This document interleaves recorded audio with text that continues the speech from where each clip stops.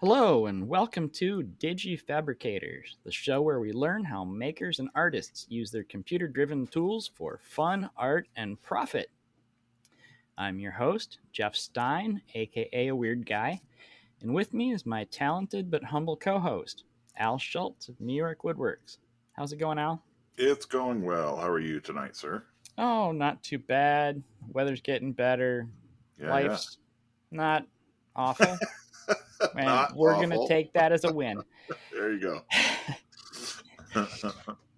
All right, let's throw in the disclaimer here that even though we pretend to be experts on the internet, I would like to point out that neither of us have any actual training and are guys just winging it in our shops and learning as we go. All advice provided is based on our personal experience and possibly inaccurate assumptions and is worth exactly what you pay for it.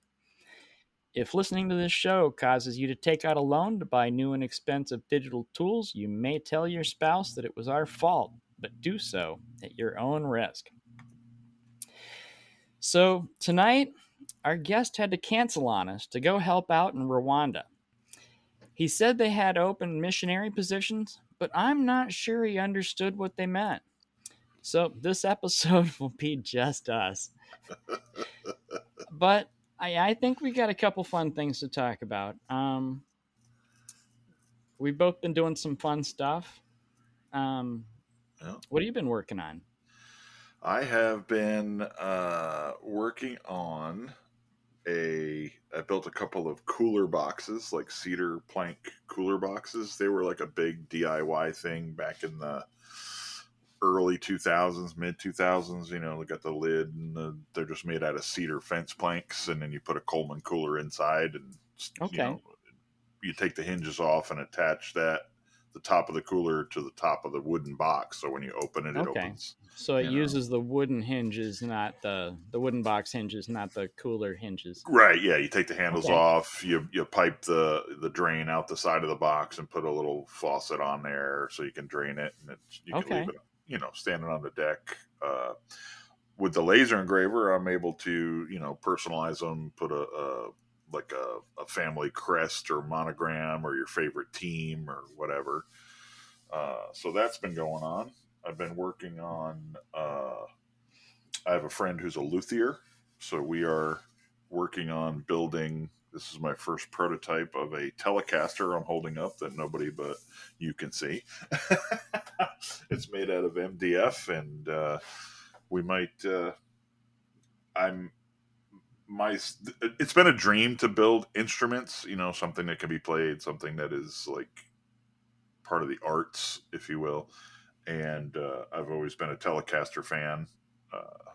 Blues, Muddy Waters, that kind of thing. And having a friend who's a luthier doesn't hurt. So Right. we might knock out some, I don't know, one, two, three, five custom guitars a year, maybe.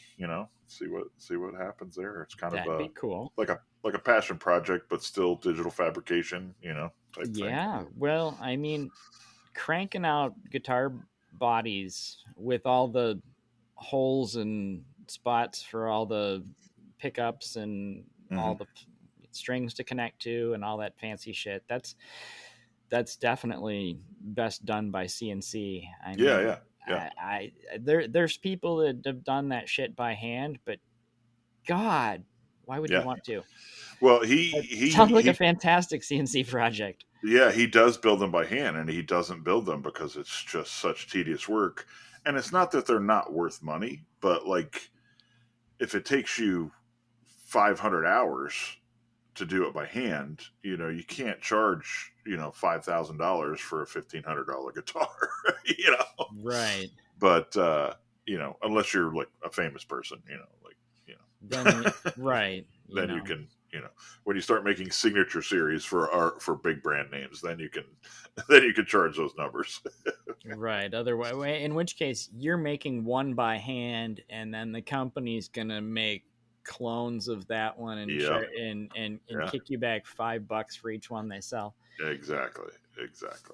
So yeah, and I like the finishing process. So if you've ever just Google Muddy Waters Telecaster, it's just, it looks like it's been used to paddle boats. It looks like it's chopped wood. It's just been beat. It's like Willie Nelson's, guitar. Like it's just whooped. So I've learned, or I'm learning in the process, how to fracture paint finishes so they look like they're 75 years old.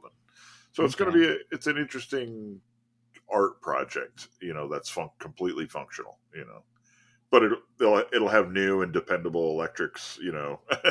Right.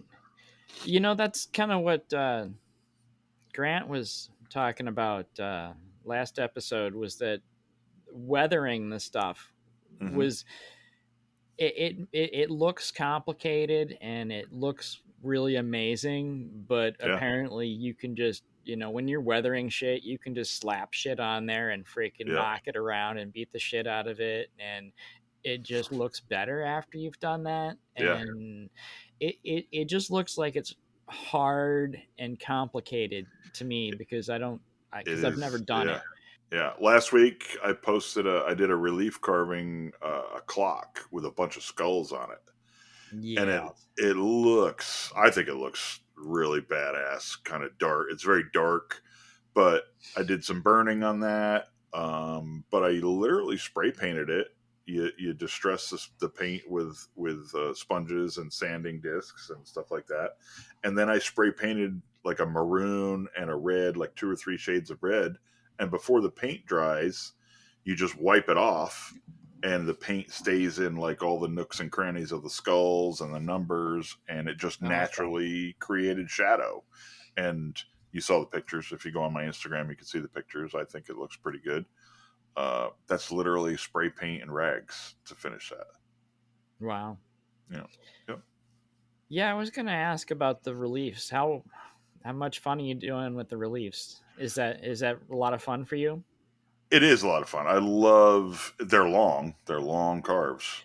Welcome They're. to the world of 3D paths, man. Yeah, yeah, I mean, yeah, you've been doing 95% of your life. You've been running 2D paths. yeah, You're yeah, you're doing 2.5D, but it's all doing one layer at a time, yeah, and you just keep going around in circles, and it goes super fast. But suddenly, once you get a 3D path that adds the Z axis moving yeah. around constantly, Hmm. Jesus Christ, it takes 6 times as long. It's like, I remember the first time I did a relief, and it was, instead of being a 5 or 10 minute job, it was a 2.5 hour job, and it just blew my mind. Like, is the machine going to be able to run that long in one Right. time? And obviously, it does. But I mean, Yeah. 4 I, years ago, I fucking didn't know. yeah. Yeah. Exactly. I actually have a file. It's hanging on the ceiling up here. It's like a group of Mustang horses running like with a mountain scene behind it, and I think you posted that. I carved that in foam so I could run like Okay. stupid fast. It was Right. still that was 3 hours. I did Right. I did one in wood, and it was like 14 hours Right. because you had to slow it way down. You can't run. Right. You can't blast through wood as fast as you can Yeah, blast through foam usually. yeah, yeah, yeah. But I do Not unless love you it. get a hell It's of a router. yeah, yeah. I got 6 horsepower, and you can't. It'll just deface the wood. I'm not worried about Yeah. the router. I'm worried Well, I about mean, ripping if the you've wood got a apart. V8 up there, you can do whatever you want. Yeah, yeah. Picture a V8 in fourth gear, freaking running your router. Yeah. So yeah, the 3D carving it's very satisfying because it's like, I mean, I know you could touch a 2D carving, but like it's like you can touch this, you can feel Right. it's The curves of the surface. right. Light starts playing a part in the presentation because you get shadow and stuff like that. So Right. it's really cool stuff. Yeah. I love 3D so much. And that's why I'm happy to see you starting to lean into some of the reliefs and to do the 3D work and the 3D paths, because that's that's just what makes me so happy with my CNC, is to Yeah, do the. yeah. I mean, And I do it's very real. little 2D shit anymore. It's just not as much fun. Right, right, exactly. And it's really something to see a finished product that, or a finished piece, even. I say product because I'm always trying to find some kind of income stream. But some things are just pieces. Right. But it's pretty cool to look at a finished piece and go, I literally grew up and went to high school in this town, and here I am creating this in this town. You know what I mean? Yeah. Like I'm just a. I don't say this lightly or anything, but like I'm literally just a dirt farmer. You know, I grew up on a dairy farm, and here I have a, you know, a 4x8 CNC in my garage. You know, turning out, 3D carvings, and it's like what? Yeah. Yeah, they're pretty cool. Um, what's the user experience like on the Vectrix for the? Because I mean, I've seen Vectrix. I've even played with a couple of their uh, demos. You Yeah. know, you can download the demo for free. You can install the software. You can play with the software. You Hmm. just can't create a path with the software. Right. Right. So, but I mean, that's you know, I'm vaguely familiar with what it does, but I haven't actually used Hmm. it. How's that? I don't have a lot of comparison experience. A lot of people are like, "Well, so what kind of CNC did you start with, and what kind of software did you start with?" This one, Exactly. you know. So I've been delving a little bit into Fusion, and not in any way, shape, or form saying one is better than the other. I will say Vectric, or I use Aspire, which is their 3D, their 2.5D expanded. It's got like four more buttons than VCarve Pro, Right. but and costs twice as much. Four times. But Yeah. yeah, yeah, it Aspire is a simplified version of Fusion, I would say. Like it's got a tenth of the buttons, if you will. Right. It's powerful and you can create in it. Like you're not gonna spin cylinders and turn things. You can import those from a Fusion program Right. and run your toolpathing in it. I do like that. You can design and toolpath in the same suite. You know what I mean? Like it's start to Right. finish. When I'm done in Aspire, I've got a thumb drive with G code on it. Right. I don't have to go from this program to this program to this program. So I do appreciate the all in oneness of it, Right. and it's powerful enough to do what I need and simple enough I can still do it. Does that make sense?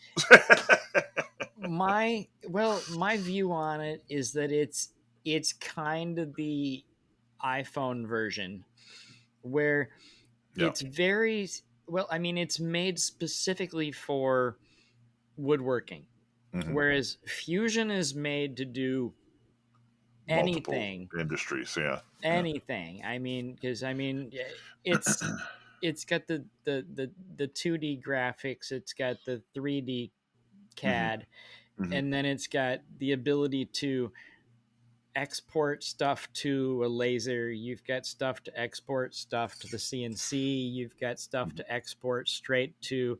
I mean, I make stuff in Fusion and I push a couple of buttons and it exports straight into the Bamboo Studio and opens the program with the Hmm. model. I don't have to save the model and then import. I can just export it straight to Bamboo now. Yeah. Um, and it's also made for people who are have like a full mill. I mean, Like a obviously, Tormach or something like that. yeah, like a Yeah. Yeah. Tormach or something like that. Now, I mean, Hmm. the silly thing is that most of the people that can afford a Tormach can probably afford better fucking software than Fusion. That's fair. So I don't know who would own a Hmm. Haas or a Tormach and still want to use Fusion. Hmm. It's a very underpowered software, but I mean, it could do right up to that point. Yeah. You can do any of that shit. It's got more dimensions than I've had on any of my machines. It's got Yeah. all. It can do at least 6 axes Yeah. that I'm aware of. So, I mean, it's not specifically made for woodworking. Hmm. It's got the ability to do the things that woodworkers want to do, Right. which is it can make your model. You can create Hmm. 2D tool paths or 3D tool paths and export that straight to a file that you can feed your Hmm. uh, CNC software. And It's a perfect software. Aspire or Vectric is a right, perfect software, even if you want to do 3D ish on a 2D plane, if that makes sense. It's great for right, sign carving. It's a great for detail right. that you can touch. You know They where seem to have the stuff that does what woodworkers need exactly. very specifically. Yeah, yeah, I mean, yeah. it's got. I Which mean, is why I use it. it's it's it's got the V carve paths and it's Hmm. got the V carve inlays that are really kind of supposed to be super simple to do, Hmm. that you just feed it a vector and you tell it you want to do an inlay and it'll automatically carve you. It'll set you up for Yeah. the pocket and the plug Yep. with offsets and depths and Hmm. different We paths and we even use it in signs. Tom was our guest a few weeks ago. We use the inlay outlay, or the inlay program, to make like a push through sign, like cut out the aluminum face, and then you cut out a 3D, if you will, acrylic letter that pushes through the socket that you just right. carved in the aluminum, and then he backlights it, and the light and the letters glow. It's amazing. The whole process is That's amazing. inlay. Yeah, yeah. I And consider that inlay. so we do like an offset, so we get enough space because Tom has to deal with weather. These Right. his creations have to live in the ice and the snow and the heat and the sun. So Well, they're not to mention there has to be clearance to get the part inside the part. right, right, right, right. But all that is so yes, Vectric is very good at that. I don't know how much longer I'm gonna really dive into Fusion. I'm actually getting ready to probably tomorrow, actually, from this recording. We're going to be investing into Mosaic, which is a big, powerful cabinets software, Okay. 2D, but it's our business is going towards cabinetry type stuff. Okay. So it's everything is subscription now. It's a ridiculous subscription, but it's a very powerful, like from design to printable certification of certifiable blueprint, you Right. know, for architects and stuff like that. So I'm going to need a lot of bandwidth to do that. So I don't know how much I'm going to concentrate on Fusion right now. The good thing about uh, I like to make stuff's Fusion program is it doesn't expire. So Right. I can always I've bought it, so now I can just go back and experiment with it when I have time. Say this fall, if things are slow or whatever, Right. I can jump into it for a week or two and learn Fusion still. We can hope that Bob will have actually updated the course by then. By then, yeah, And I've been kind of putting it off for that too. he's well, I mean, he's been teasing us on his podcast with about Yeah, making updates on that. But I mean, it's a really big project, and he's trying yeah, to overhaul the thing from the beginning to the. He's not just trying to change one page at a time. He's trying to right, overhaul the right, entire program, yep, and then he's gonna, wipe the old one and put the new one up, and tell everybody to come have a look. But yeah, that should be out by then. And yeah.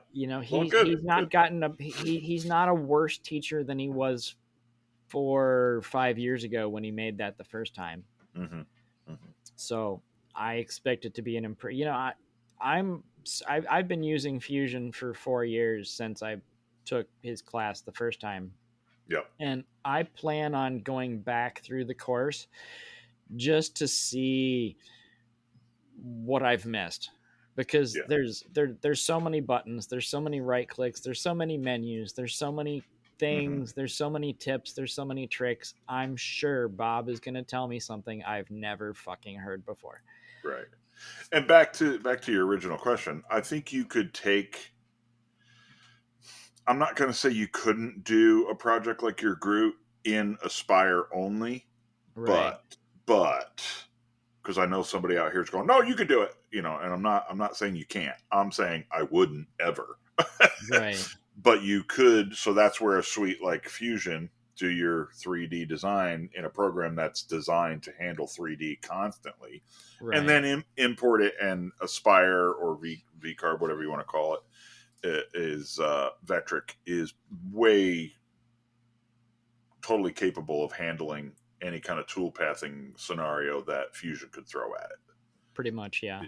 it. So And a few that I haven't got, yeah, because Fusion does not know what a vcarve bit is. right, Um, because it's not a and sign it doesn't program. know how to do a vcarve path. Actually, it does know what the bit is. It's aware of all sorts of what it refers to as pattern bits, I believe. Yeah. So it is aware of V-shaped bits, but you It's cannot. There may be some fancy workarounds, tricks, and to do this, hmm that, and combine three different paths together to get the same effect. But hmm the way the V carve bit the way the V carve path would normally work in a woodworking software is it goes deeper every time the path needs to get wider, hmm and that's not something Fusion has never heard of. It's right. that's a woodworking trick. That's not a Right. machining trick. That's a Fusion woodworking thing. Right. Fusion works at the tip of the tool, whereas your Right. Vetric The tip knows the plus whole. whatever depth you tell it to dive in. Yeah, Right. Right. exactly. So I Right. mean, you can get a bevel by saying I want to go this deep hmm with my V bit, and Yeah. You it'll just out. got to do the math instead of the program. Yeah, yeah. But I mean, the the whole normal, V carving path is a thing where the if the gap gets very narrow, it goes up. So it's just using hmm the very hmm tip. And then as hmm the path widens out, it digs down in a little bit deeper Right. to get a wider path. But Yeah. that's not something that Fusion's ever Fusion. going to do. Right. Um, Right. you should be able to create a pocket the way you want with beveled edges that would basically seem to be about the same thing. hmm And inlays are a whole nother world because basically I think there might be a way to do the same thing. I mean, you could probably create a path and then create a bevel on it to hmm do a beveled inlay the way that Vectrix does it. But you would have to manually figure that shit out. And hmm I've personally just found it easier to do straight endmill Yeah. uh, Yeah. inlays. Although easier is a completely different viewpoint because it's not easier. No, it's just a It's different. not easier at Yeah. all. Yeah. Well, Yeah. I mean, it can be. If you've got a big design where all the spots of the design are actually larger than the bit you need to use, and all of your design is nicely well-rounded corners everywhere. I mean, if your inlay is a bunch of circles, it'll knock that shit out in seconds. That's not a hmm problem. The real joy for me is when you import something like an X-wing. I hmm mean, one of the worst things I've ever done is an X-wing inlay cutting board, and You're talking about the Star Wars X-wing I am fighter. talking about the Star Wars X-wing ship, and with the wings open, and I had to manually round off every hmm corner in the design. Yeah. For the Basically, tool. you have to For the tool. you just Yeah. create a circle that's just a hair bigger than the size of your bit, and you drag that circle around, and if that circle doesn't fit somewhere, you have to trim off the Mm-hmm. somewhere it can't fit, or you need to hmm widen it up so it can. And there's And actually a tool for that in VCarve. Like it's a well, first of all, it does it. It figures it out. But right. if you want to do it, it's a fillet Okay. tool, and you literally just tell it, I'm using. Well, you say I want a 1/4 inch fillet because Right. you use your 1/4 inch bit, or you would do an eighth inch or a half inch or whatever. And then you literally just take the tool and you click on every corner. And if a quarter inch radius won't fit in there, it rounds it off to a quarter inch for you. That's beautiful. Yeah, yeah. I mean, I probably spent like 4 nights, I can imagine. and it literally, we're looking at maybe 8 hours of work to turn that design into something where I was certain that the bit could fit Uh-huh. on both sides of every line in that Yep. design.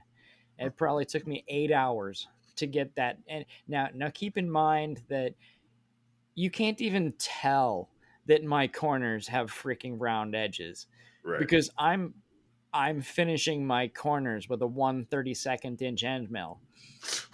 So that takes a 1/64 inch round over to fit into that. Yeah. Yeah. You can't fucking even tell there's a That's round what that's over called there. wood grain. Exactly. You can't even tell that the corners are rounded over when you're looking at it. But you can tell when you have to manually round every one of those 620 corners off, or take all those little narrow places and just redraw them so they're a little bit wider so that the bit can fit through there. Hmm. That's the part that's a bear. Once you've got a design, but I mean, if you start with a design where you want to do a bunch of 2 inch circles and inlay those things, I mean, you've skipped that problem by Right. picking a Right. design that was going to be easy. In Hmm. which case, you just simply, you tell it to cut inside the line on the pocket half of the part, and you tell it to cut outside the line on the plug part of the pocket, and you give it just a couple of thou of Hmm. gap between the two. So you either make the pocket a couple thou bigger or the plug a couple of thou smaller. Hmm. Hmm. And curious, and this is a weird one because I've never really quite understood why this works. I don't know if it's the same way with the other software or if it's just Fusion. And I've tested this with a handful of different bits, and it's not my Chinese bits that are causing the problem. Um, if I do a normal inlay with, say a quarter inch end mill or an eighth inch end mill, I'm absolutely going to have to take a couple of thou extra off one side or the other to get those pieces to mate up properly. But if I do a contour, and say I carve the pocket with an eighth inch bit, and then I do a contour pass around the edge with the 1/16th or the 1/32nd, it actually takes an extra thou off. I don't know why. Hmm. If I can run around the contour with an eighth inch bit, and I Hmm. can feed it the same contour with the 1/32 inch bit, and you can see it shaving an extra couple of thou off, and I Hmm. don't have to program in an offset. If I'm using a small enough bit, it doesn't need an offset because it takes off. I don't know why the smaller bit seems to be taking off a little bit that the larger bit is leaving, because I'm not telling it to leave any. Hmm. And it doesn't seem to make any damn sense. It's going to the outside of your eighth inch toolpath because it fits inside the toolpath. So it's going to do the outside of the toolpath first. But I mean, if the contour runs around the say you carve a pocket first, and then you tell it to do a contour around the inside edge of that pocket. Do you have the option to do inside on or outside line? Inside or outside? You I'm can't not even do it. sure. I'm sure there's an on the line somewhere. Yeah. It's not Okay. one I use, but yeah, I mean, yeah, you can tell it to cut outside the line or inside the line, but you tell it, if you've carved a pocket, and then tell Hmm. it to run an eighth inch bit contour inside the line, it will clean up the edges all the way around the edge of that pocket. Hmm. Just tell it to do a full depth, just go around and clean up the edges for me. Hmm. And then if you tell it to do the same exact path with the 1/16 or 1/32, it'll take off an extra couple of thou that the bigger bit left behind. I don't Yeah, know. yeah, Maybe that's it's just interesting. maybe all my bits came from freaking China, and maybe these. Well, I see. There's this thing that they'll sell you bits that are technically metric, but they'll sell them to you as standards because they're so damn close. But I mean, I've measured my bits with a micrometer, and I don't understand why it seems to make a difference. But if I do a finish contour with a really tiny bit, I don't have to program an extra offset, and my inlay still knocks in.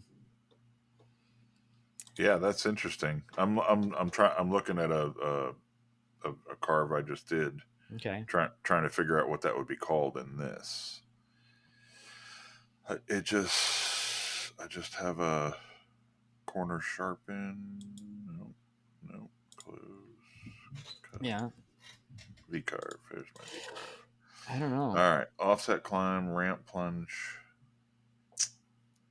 Great content. Yeah, really. Sorry about that. Sorry. That's okay. I'm just trying to figure out how that applies. It's because yeah, it doesn't matter. No, I don't know.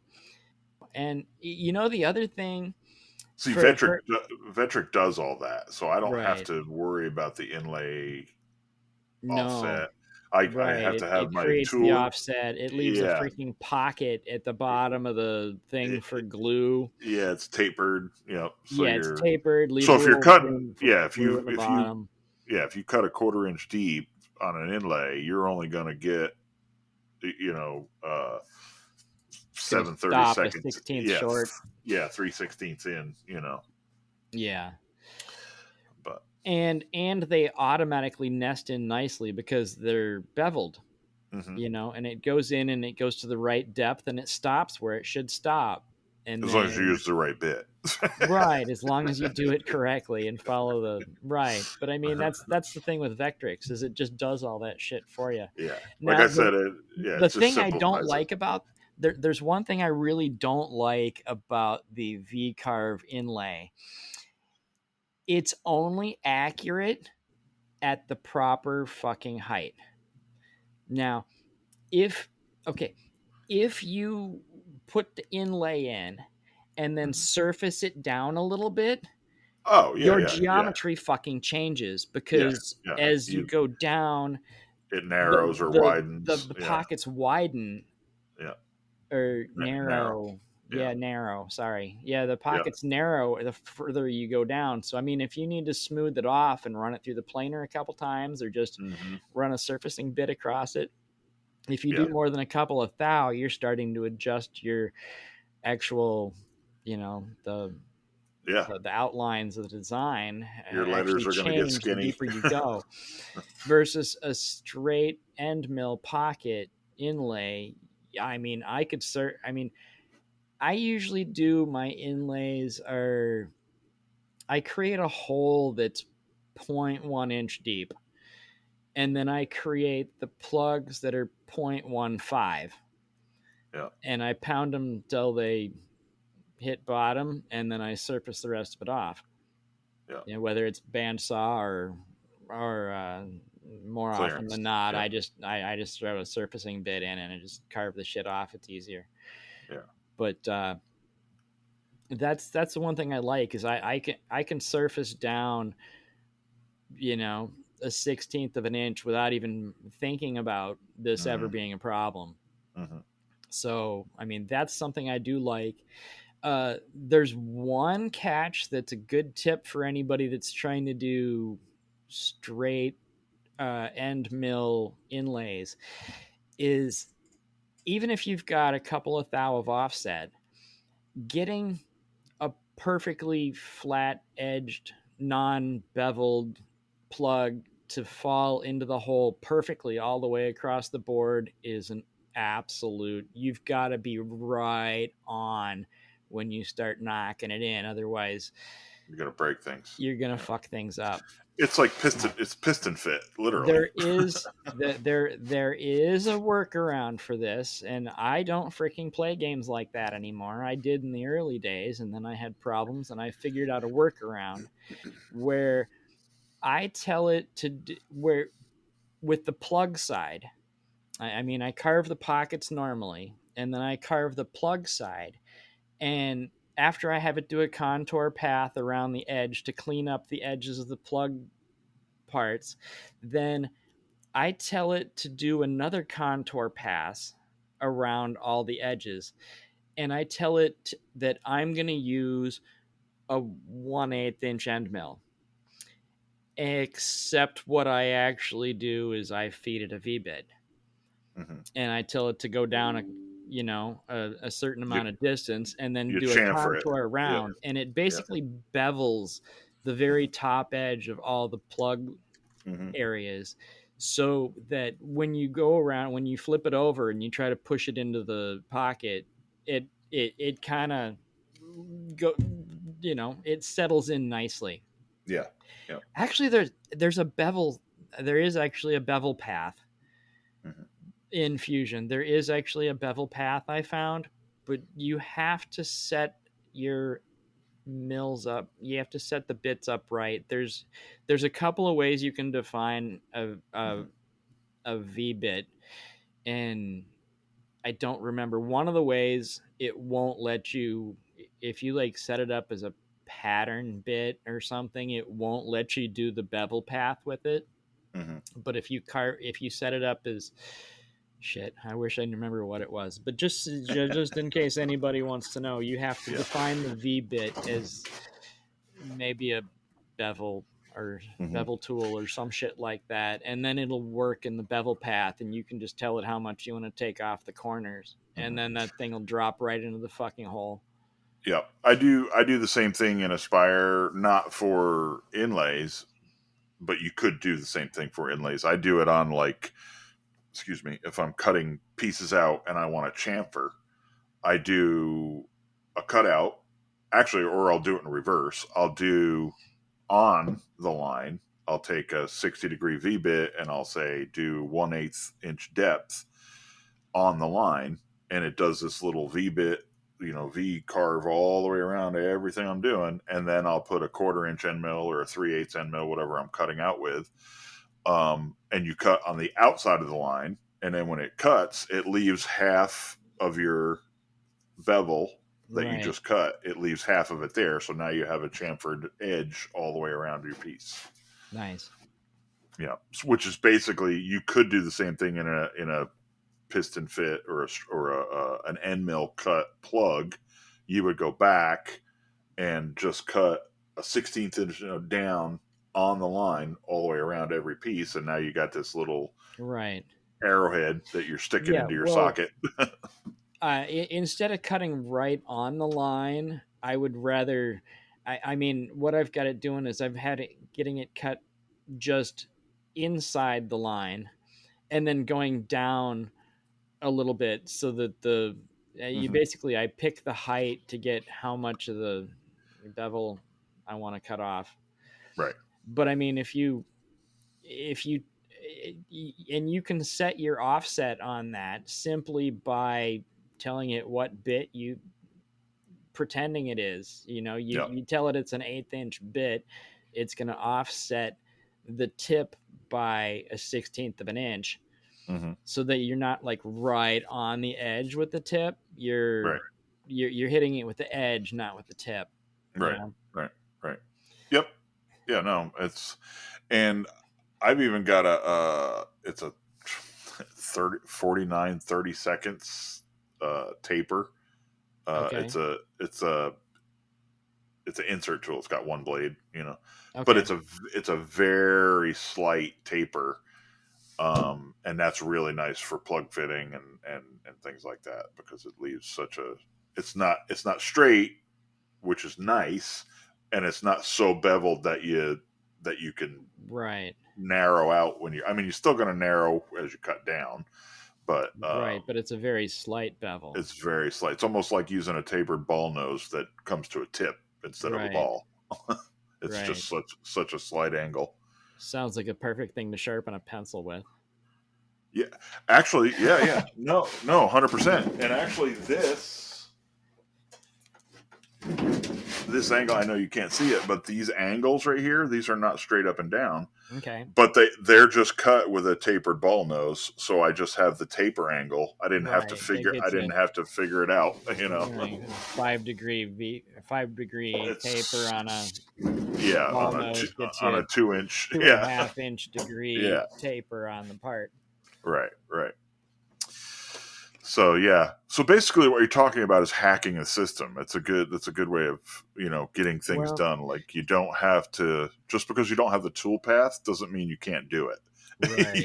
You just got to figure out what tool does what I If want it to if do. it won't make the toolpath for me, how can I figure out how to make the Right, toolpath right, myself? What right. it does have, Hmm. and a lot of times it involves lying to my robot.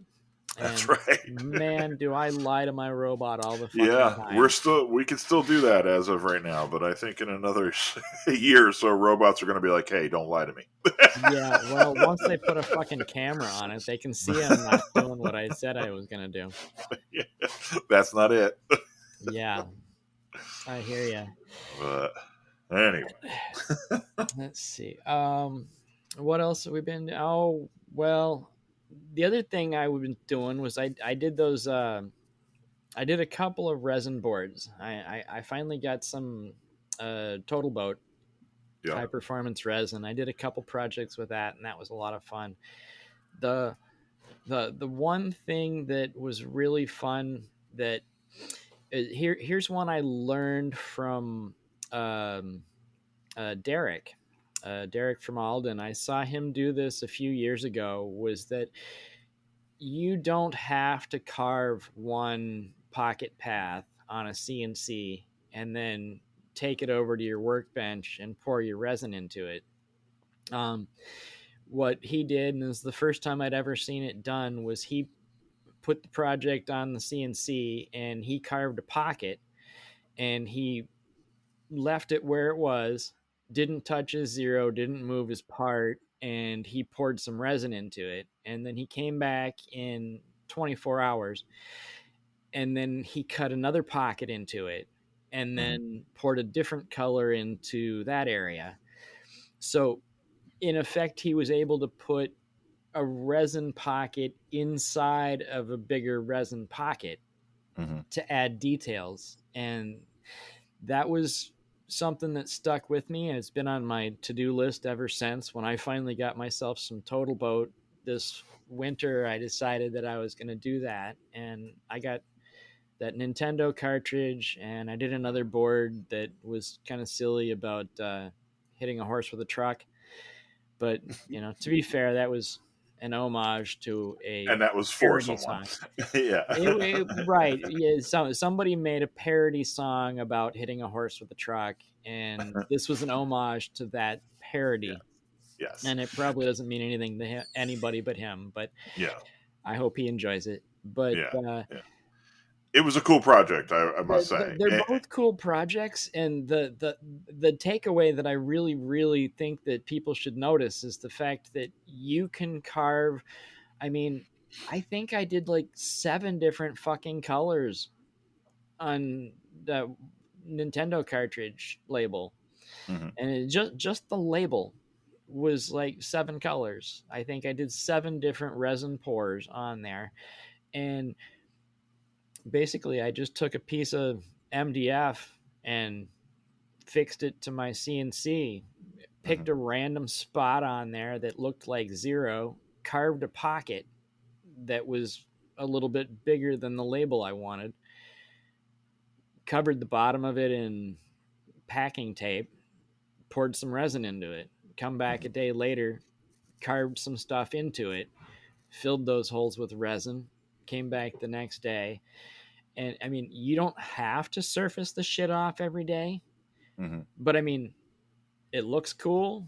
So I mean, if you're creating content, that's a good step to do. That if you come back when the resin's dry, you can surface it off so it's nice and flat before you start your next pocket.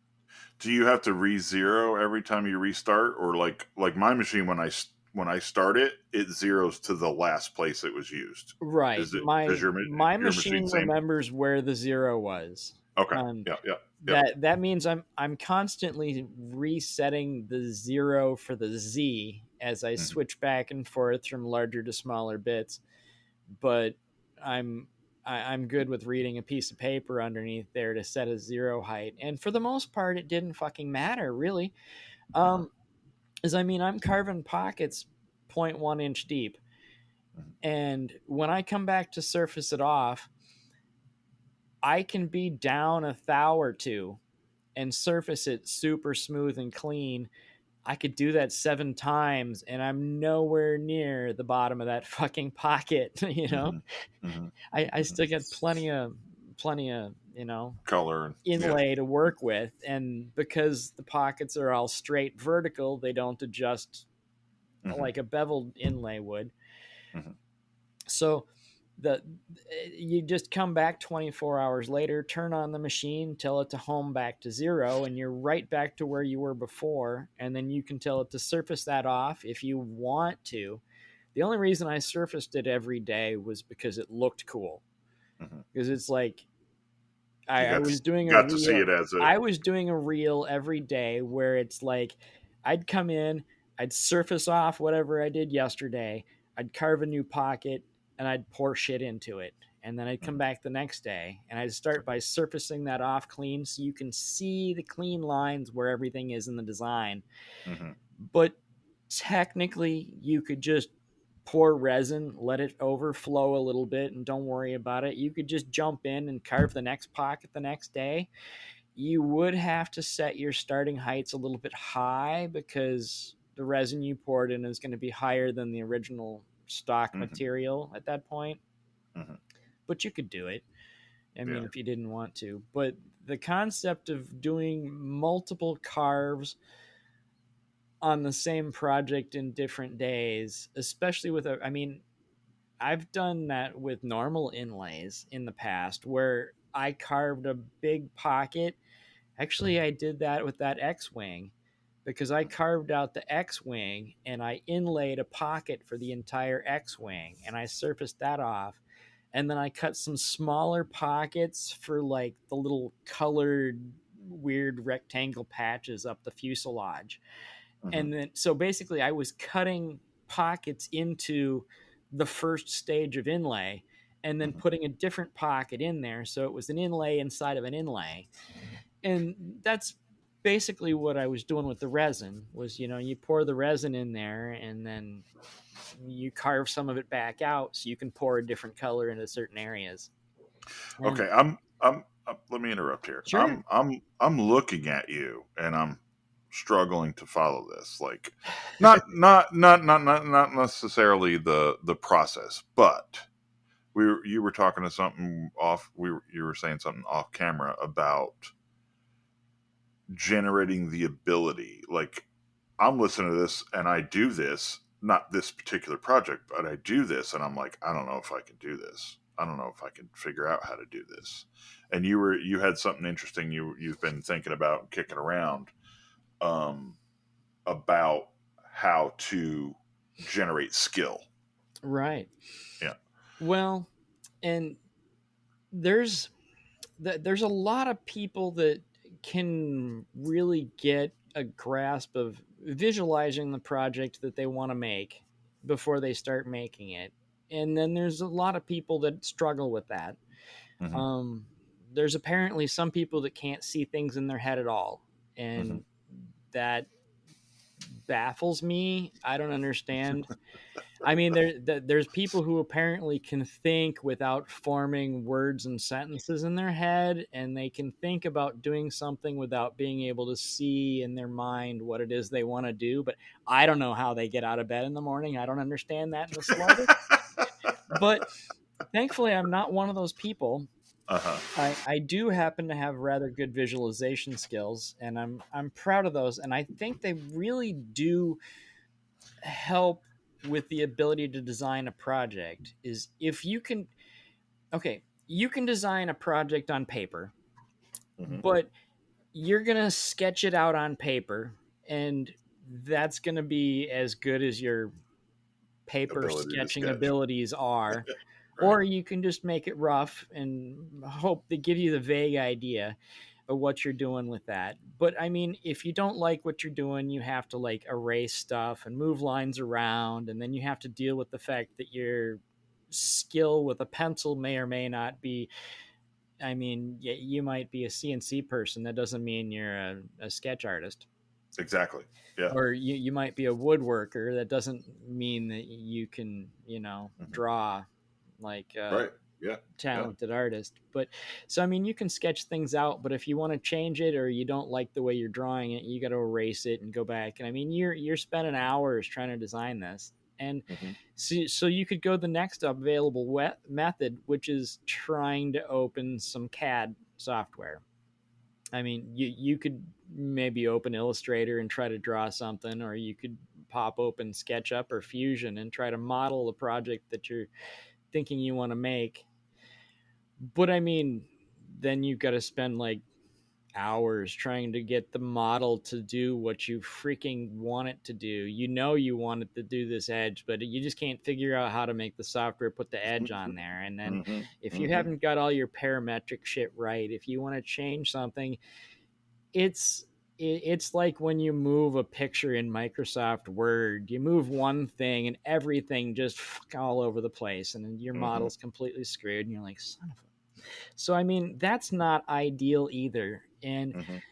the thing I really like about being able to visualize the project I want to make is that if you can think of the project in your head and you can say, well, I think I want it to be about this big and I think I want it to have these angles. And if you kind of can pull that up in your head and kind of see it, you can kind of get an idea if you like it. And you're like, that's kind of cool, but I think it needs to be narrower. And as Hmm. fast as you can think it needs to be narrower, you can see it narrower. You don't have to fight with the paper, you don't have to fight with the software. If you're just seeing it in your head, you can just think, what about this way? And snap, you're seeing it that way. And Hmm. that's something that a lot of people feel is a talent. That people think this is You got this it or is you something don't. that you're born with. And Right. well, I don't know what to say about the people who can't see anything in their head, except I feel sorry for you. But uh, for anybody that can actually see anything in their head, the fact that they can't see things in their head very well is a difference of how much you practice that this is a actual skill that you can do. This is something you can learn. And just just to give you an idea on visualizing things, one of the projects that I made, I it was a rather complicated project, and I made what I ended up calling a clamposaurus, Yeah. and I used, I believe, 13 C clamps that were 2, 3, and 4 inch clamps, and I hacked pieces off of them, hacked them into different pieces, welded them back together poorly, and created a. And welding is not one of my practiced skill sets. I can not do it, not but it ain't pretty, especially with a $200 Harbor Freight flux core that I'm working with.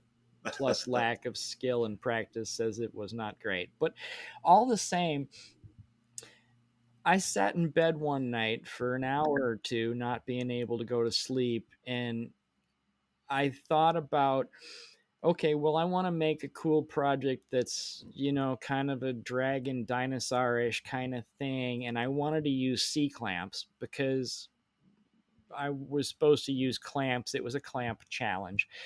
And it turns out the C clamps are really the only clamps that are weldable. And I was in the mood to do a metal welding project. So I started to think about C clamps, and I started to think about, well, what parts have I got and what can I use to make the different shapes for what I want to do? So I started thinking about the C clamp. So I started thinking about the C clamp and visualizing the C clamp. And everybody's seen a C clamp. This is what everybody's great great grandfather has been using to do woodworking and metalworking and for the last 200 years. It's a cast iron C-shaped chunk of metal where it's shaped like a sort of a squared up C shape, and then it's got a line across the inner edge that goes the other way to give it a little bit of support. And then at the bottom of the C clamp, it widens out to be like a little round pad to press against at the bottom.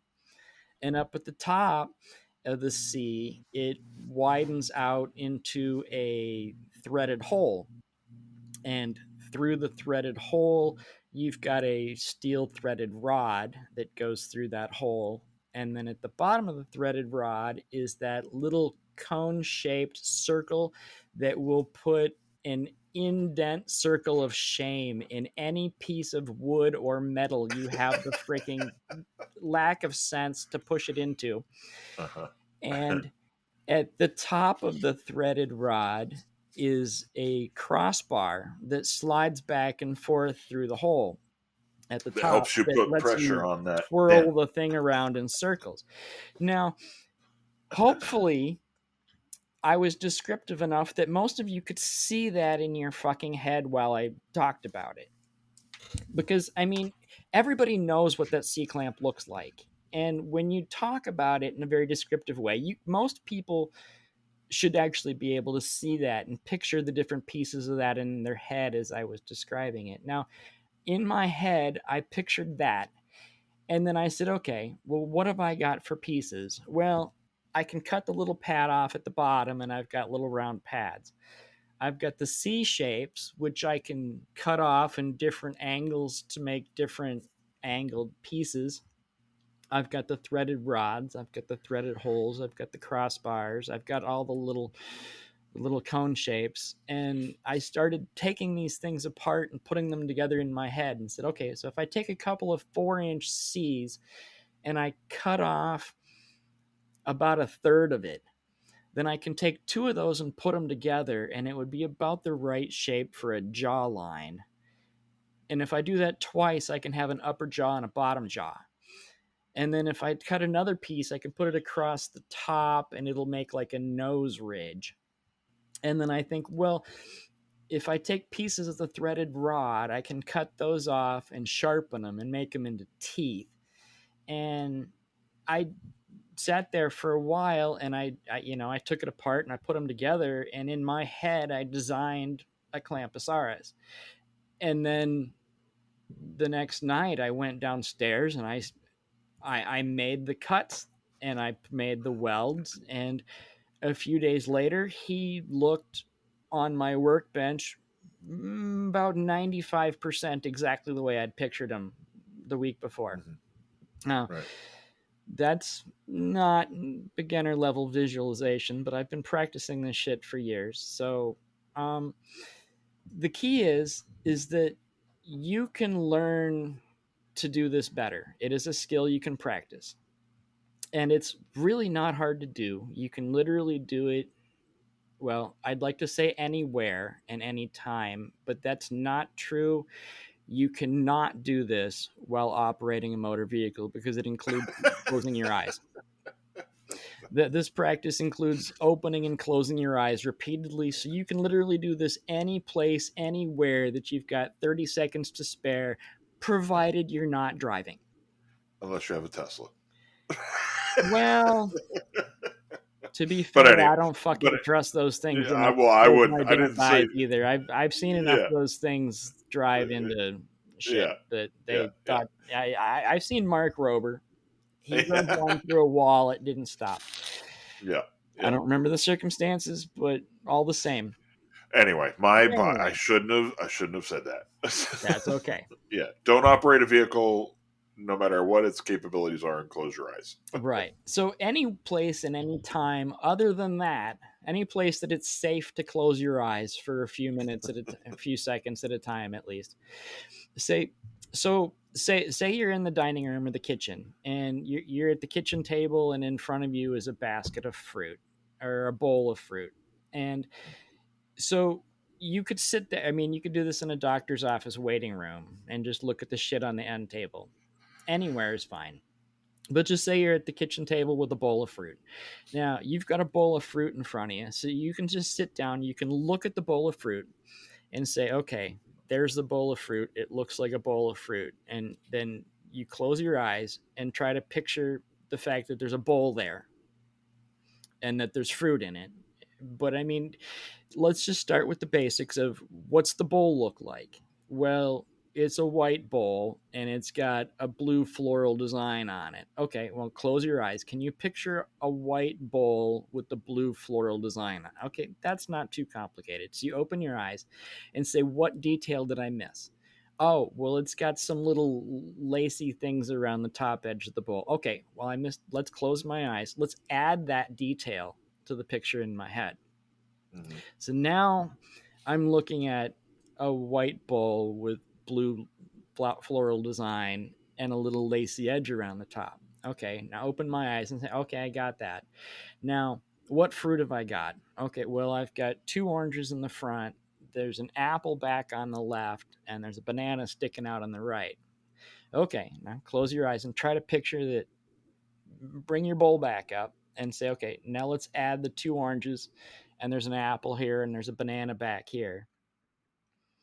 And then once you think you've got that, you open your eyes and compare what you were thinking to what you're seeing. And then you go, okay, I think I've got that pretty solid. So then you go in and look for what are the details on the banana? Well, the banana's facing this way with the stem going that direction, and it's got like two brown spots on the front. Close your eyes and add that to the picture. And you can just keep digging and finding more and more detail and adding it to your mental image until you can visualize the bowl of fruit, full detail, in all its glory, with your eyes closed. Now, if you do these types of exercises every once in a while, you will find out that you can visualize the level of detail it takes to take apart 13 C clamps in random pieces, Mm-hmm. rearrange those pieces in your mind, and put them back together in a way that makes you happy. But that's not, that wasn't, the first thing I ever tried to visualize. That's 25 years from when I learned how Yeah, to yeah. visualize things well. You can visualize what flowers are going to look like in a flower bed as you're designing it and planting it and making the shape of it. You know, it doesn't have to be as complicated as a No, clamposaurus, to your point. no, just, But just it, yeah, sorry. no, it's all right. Yeah, it could be used in any. Uh, it's interesting. I've never done this particular exercise in the verbiage that you just explained it, but as you're now explaining it, I'm like, yeah, I kind of do that naturally. Like I never identified it as doing that exercise, but I do look at things. What can I do to make that different or improve it or make it do what I need it to do? And I can start taking details off of it or adding details to it. And it's just something that I'm thinking about. It's nothing I'm even ever going to do, Right. you know? But I mean, that's something you've recognized as, well, a natural talent, or something that you seem to have an affinity for it. And I've always had some ability to do this naturally as well. But I just, I think it's important for people to realize that it's not just something you're born with. That as long, I mean, I don't know if we can take somebody with no visualization abilities and teach them to visualize things. I'm not sure if we can do that. But I mean, as long as you can visualize anything in your head, you have the ability to practice this until you can see things more clearly with a much higher level of detail. And Yeah. it's not just you're born with it and you're fantastic at it, or you can barely do it a little bit. It's this is a skill. This is something that can be practiced. It can be learned, and you can get better at it. Yeah. Well, and the beauty of it is it's not you finally made it skill. You know what I mean? Right. To the person who designs flower beds, they need to they need to be able to visualize the things that go into flower beds. You know, Right. to the machinist with a Tormach, you know, 5, 6 axes. No idea. um, you know, they need to be able to visualize in a different toolbox, if you will. Right. You know, so it's not something like, oh, I wish I could be like the weird guy, or I wish I could be like Jimmy DiResta. There you There you go. go. You know, or I need to be like the local gardener, or the. I've got a really good friend who builds pools, and man, talk about I can't visualize anything, and it's literally a hole with water in it, and he'll tell me we're going to do this, this, this, and this, and I'm like, okay. And then 3 months later, he brings me by or brings me pictures, and I'm like, holy crap, that's amazing. You know, there's a grotto over here and everything. I'm like, I didn't even see that, but But what that's not he my industry. Yeah. right, but he looked at that yard, and he looked at the Hmm. space, and he's Yep. like, "Well, look at the layout of the yard. We want to put the pool over here because it's the low ground or it's Right. the flat area. But there's Hmm. this somewhat sheltered area over here where we could maybe work it into a hill that would be something to cover the grotto or something. You know, we could Right. kind of dig into this hill over here to start putting the grotto in kind of half underground or something." Yep. But yeah, he that's his ability to visualize what parts of his project he wants to put where in the yard.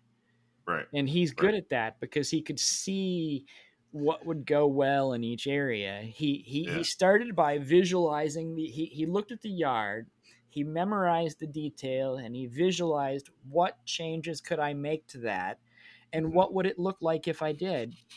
Right. And if he could Right. visualize the pool over here and the grotto over here, then he could see right away in his mind's eye that the grotto's not going to work there because of some weird Yep. fucking landscaping thing Yep. that would only Yep. make sense to him. And he better move the grotto over here a little ways because Hmm. other that'll avoid some other projects or problems that he could see coming up the pike. Right. Right. 100%. Yeah, no, that's good, and that's an encouraging skill. Like I'm going to jump on here and encourage people to try this. You know, figure out how it fits into your life. Are you a Cricut digital fabrication type person? Are you a baker?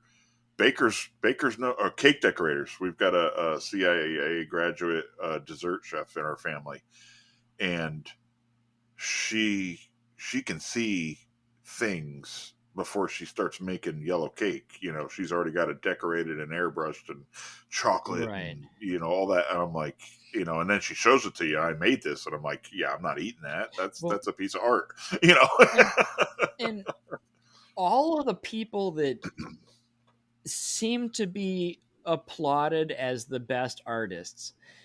One thing you tend to hear from most of the extremely good artists is that they could see the art in their head, and Hmm.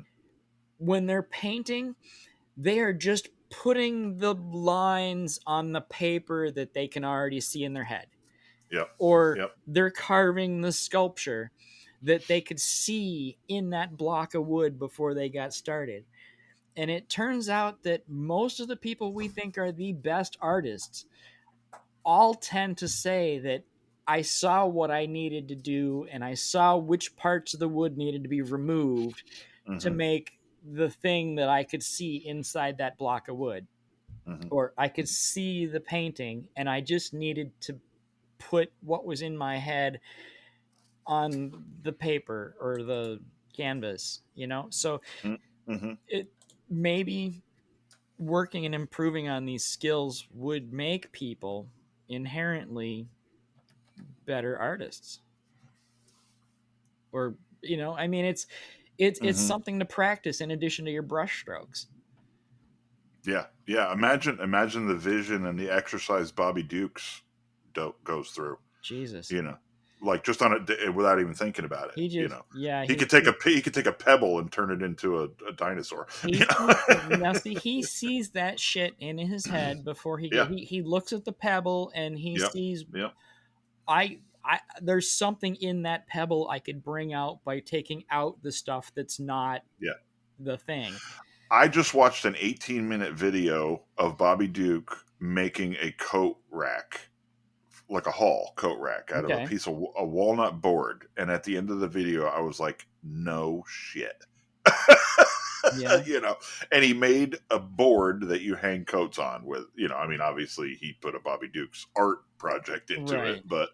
but it's like I didn't know you could do that with wood. Oh, Or wood, as he says. oh, that gives me such fucking cringes. I'm gonna go on the record and say that I think that Bobby Duke is fucking amazing. Yeah. I think that his art is absolutely Next level. mind-blowingly fantastic. But That his word. voiceovers just, I just want to cringe right out of my skin and fucking leave. It's like, man, Oh, maybe I just need to start watching his videos on mute. yeah. I know That's it's his not shtick, Bobby. though. I know this is the Yeah. persona that Yeah. he's produced to be Yeah. who he is, that that I understand that Bobby Duke, the person, is a very normal, Yep. rational person who's capable of speaking English in normal ways, and Yes. that Bobby Duke arts on Yeah. camera and on voiceover is his Yeah. weird artist Yeah. persona that he uses. And four But plus million people I love him. like I like, and everybody seems to love that shit. Yeah. But Yeah. I like Bobby Duke the artist. Yes. I do not care for Bobby Duke the persona, Right. Right. which is fair. Yeah. I Yeah. mean, Yeah. it's Yeah. just Yeah. yeah, that wooed shit and all these other words that he just I'm that glad I that don't. I'm glad I don't do anything that anybody doesn't like. well, and no matter what you do, somebody won't fucking like it. Oh, So there's 100%. no Yeah. reason to not just be you and do whatever you want. Yeah. I've done Yeah. some ridiculous, stupid shit, and I'm sure there's a reasonable number of people who think it was absolutely stupid for me Yeah. to do that and act like a freaking moron on the Yeah. internet. But Yeah. there's plenty of people that thought that shit was funny. Yeah. And the only person that really needed to think it was funny was me, Right. because It's your. if It's I your thing. thought it was funny, I'm gonna do it. And you know, even if that means I need to make an ass of myself just a little bit, Yeah. because I think it's funny, because I think it's a valid joke, and I just think it's entertaining. Yeah. I'll do Yeah. that shit. Is it Yeah. stupid? Probably. Do some Yeah. people hate it?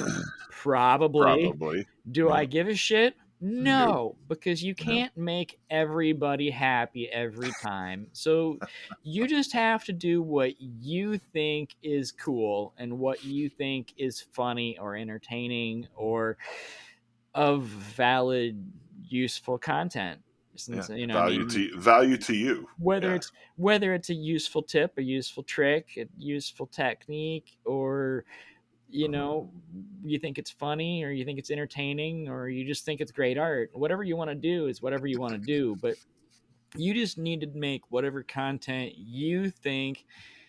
I mean, here's my key test: when I'm done creating content, I will watch that shit back, and if I don't like it, I'll keep editing, or Right. I'll scrap Yeah. the whole fucking thing if Or I do it have to. again. Yeah. Do it again. Or I'll Yeah. just scrap the whole idea if it's not coming out. Then just fuck it, I won't do it. It's just not working. I thought it'd be a good joke, but I guess it's not going to land. So I'm just going to skip it. You know, Hmm. but the content I like the best is when I've created a content and I play it back, and when I get to the end of it, I'm smiling and or giggling. I'm Yeah. absolutely going to post that shit, and I'm going to enjoy the fact that all 43 people actually freaking watched it and 3 of them liked it.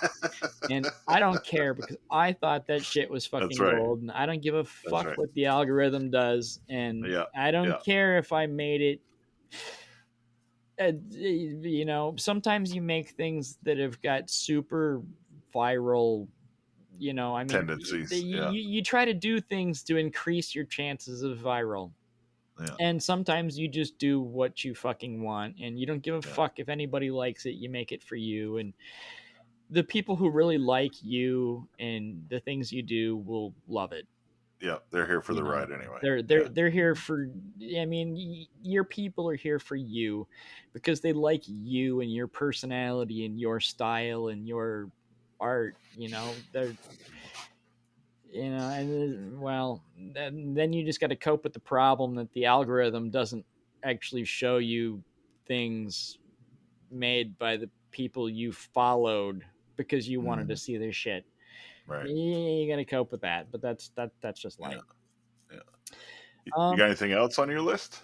yeah, I think this isn't too far off. This is actually a pretty good follow up to the visualization talk because Uh, this kind of does use the visualization to some extent as well. But this is, I don't know, this is more of an interesting observation on my part than anything else. Is that I've watched a lot of makers over the years, and they make a lot of things in a lot of different ways. And it's the makers I really like are the ones that are presented with a problem and then they have to just figure out a solution to how they want to get to the end of the line. You've got your Bobs and your Jimmy DiRestas, and mhm. they're all, well, here's this problem I've got and here's how I'm gonna try to take this problem on. And my observation here is the way I think about the maker process, about how a maker comes to deciding how they're going to fix a problem and what they're going to do about it. And I think of this as a maker's toolbox. And it's funny that this is a visual in your head maker's toolbox, and that's funny because I've made two maker toolboxes that are physical products.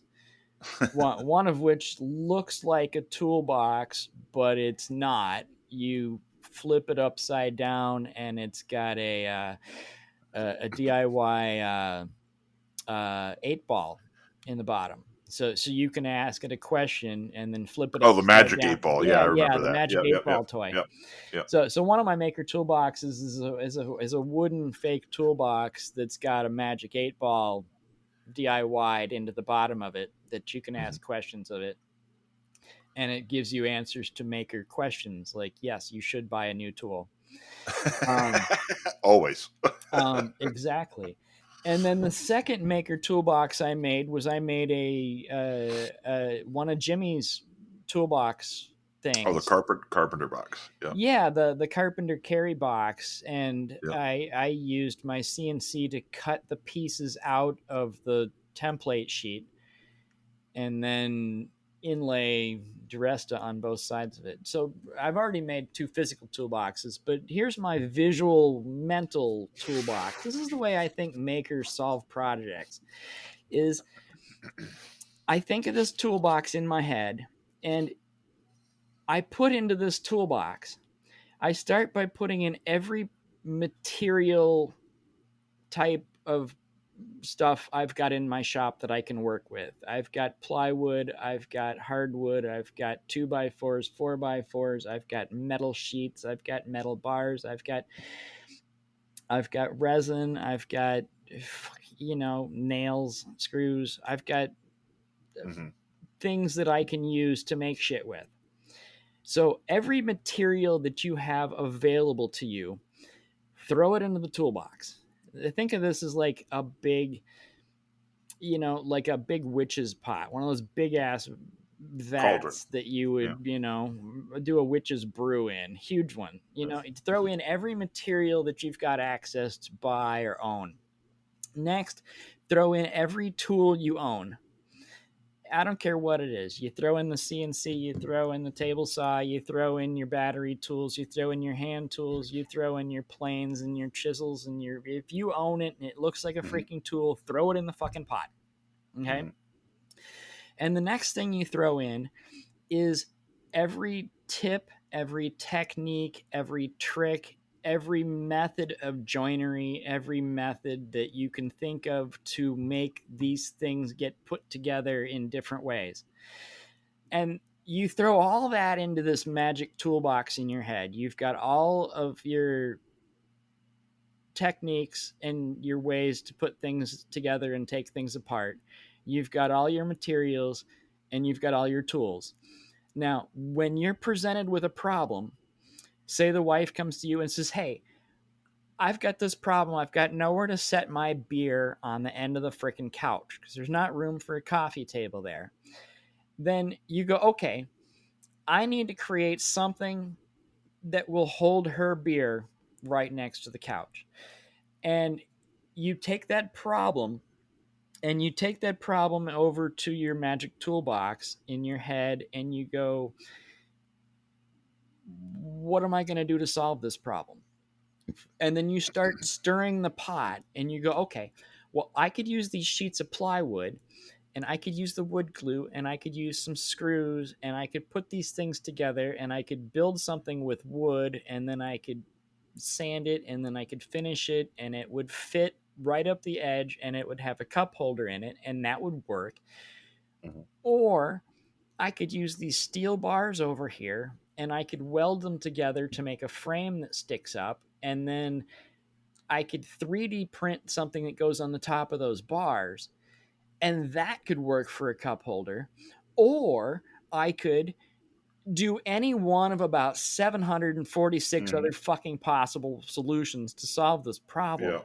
But Yeah. by having the tools, the materials, and all the techniques in this pot, you just throw in a problem, you stir it up, and you start pulling out possible solutions by combining the Hmm. tools, the techniques, and the materials in different ways. You can think of all the different ways that you can solve this problem.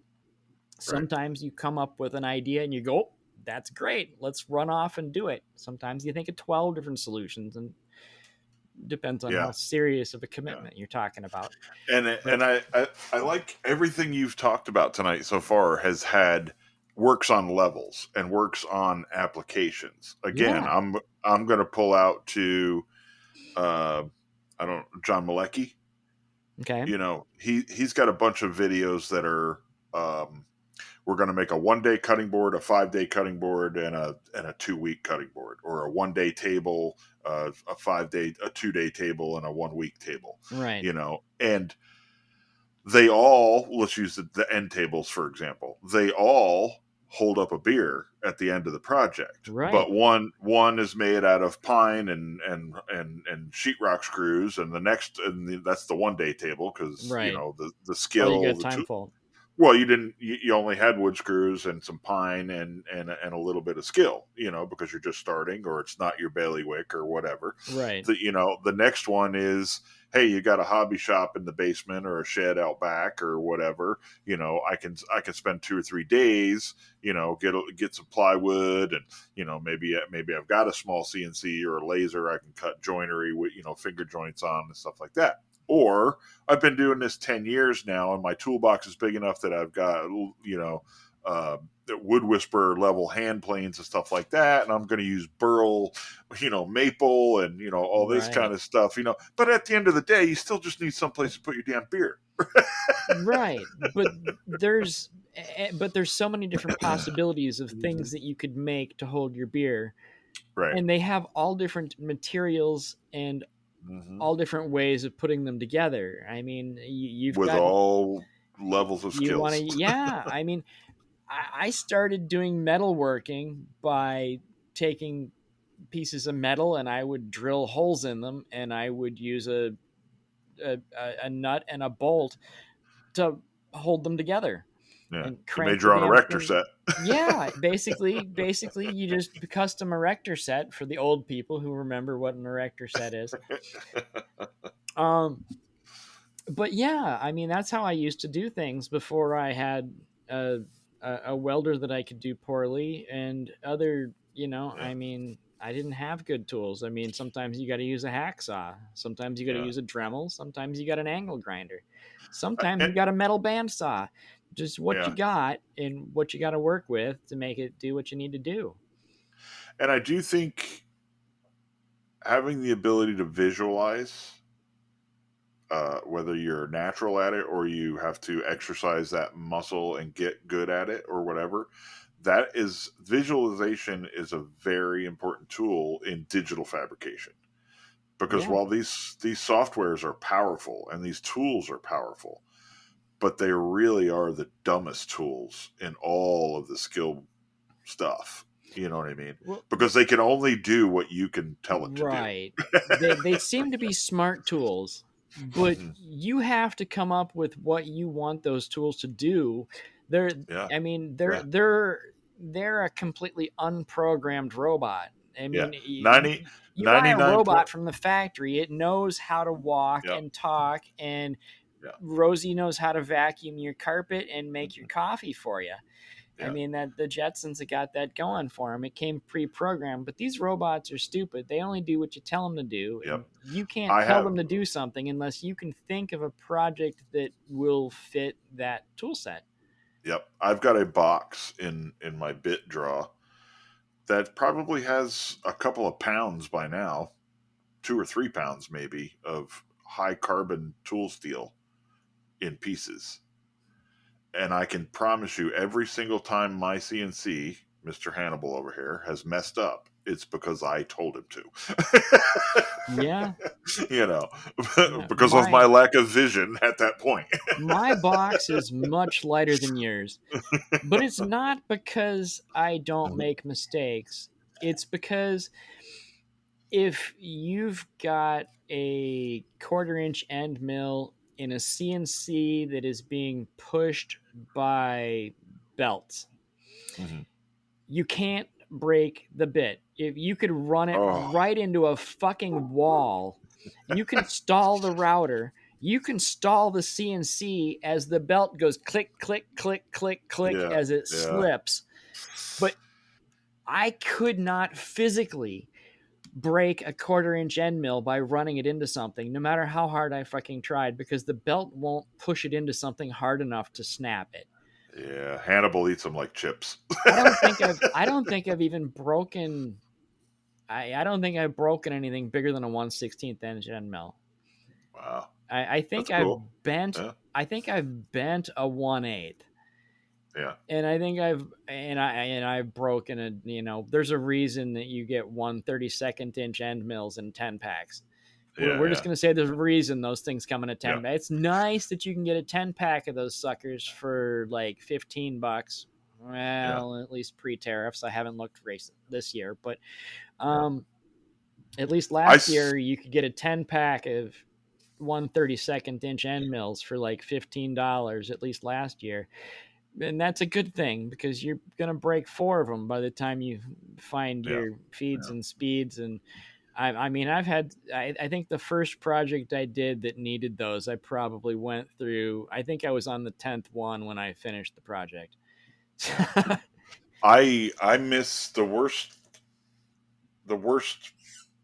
crash I had was I shoved a half-inch compression bit through a 2-inch walnut slab, through a 3/4 inch spoil board, and probably an inch into the phenolic top of the CNC machine before it finally snapped the Z. It didn't break the bit, but it snapped the belt that the stepper motor drives the Z height. Okay. It finally snapped that belt, and Oops. yeah, and it took two pair of channel locks and a couple of guys to back screw that half-inch end mill out of the top of the CNC. I bet that was threaded in there like a screw. Oh, it was, yeah, it was bad. You I know, can't believe it didn't throw the machine into chaos, but it just most re-zero it and went back to work. most of my crashes. I mean, I've done a couple things where I got the Z0 wrong, or Hmm. I forgot that I did a bottom instead of a top this time. But I mean, that's not a usual problem for me because 90% of the time I'm already using a bottom Z. Hmm. So therefore, if I fuck it the wrong way, I'm dancing through the air. Yeah, Versus if you do a top Z, if you're expecting a top Z and accidentally program a bottom, then you're plunging all the way yeah, through your shit. And yeah, versus if you're expecting a bottom but to accidentally do a top, you're just cutting air. So that's not too bad. yeah, But yeah. most of my actual crashes and worst problems have been because I was using an upcut bit and took too big of a bite Pulled it because out of the collet. it'll pull it right out of the collet. Now, keep in mind that I'm using a trim router, so Right. it's got the four corners that Hmm. squeeze in together. It's not Hmm. one of those fancy ass. I don't remember what you call the fancy call the ERs. ERs. It's Yeah, not an ER anything. It's just yeah. the four corners that clamp in. So I mean, they do pretty well for what they do, but they only grab so tight, and even with Right. an ER collet, it can only hold on so tight. Yeah, And yeah. if you've got an if you've got an upcut and you plow in to the wood faster than it can chew through the wood, Hmm. it crams that into the side and it acts like a screw thread Hmm. where it bites into the wood and keeps turning. And if it can't chew through it, then as it turns, it threads down Hmm. into the board. So the Have you further you ever? go through the path, the further that bit comes down out of the collet. And the Yeah, next thing you know is you're carving through the bottom of your freaking CNC yeah. board. Yeah. Put a heavy or an aggressive drill bit in a cordless drill and like drill into a 2x4 and try to stop halfway through. And that's what happens. That when it grabs and It pulls just away from you, it just that's pulls. it just does it at high speed with a router. Yeah, yeah. Yeah. And Yeah. that's why I've tried my best to find all the downcut bits I can find. Um, Hmm. most of my stuff is not really through cut, and if I do through cut all the way through around a contour or something, it's usually the back of something. Hmm.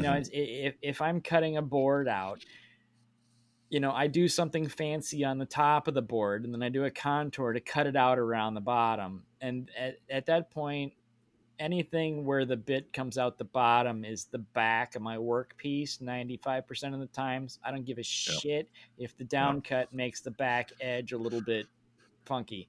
Yeah. I That's why don't care. I'm a fan of compression because you get that little eighth inch when you're Right. at the At the back, it's very, actually very pulling bottom, up. it's pulling Yeah. up. It's only Yeah. pulling up just a little bit at the bottom, but then the rest Yep. of the bit is pushing down. Hmm. And those are nice, but I've never bought one and I've never used one because you have to be able to do a full depth cut. Otherwise, there's no point. I I mean, was going to say there's no point. You can use them, but you well, don't. you could Yeah. use them, but I mean, to get value out of a compression bit, the point Right. is that upcut on the Yeah. bottom quarter inch of the bit needs to be Yeah. slightly below the bottom edge of your workpiece Yeah.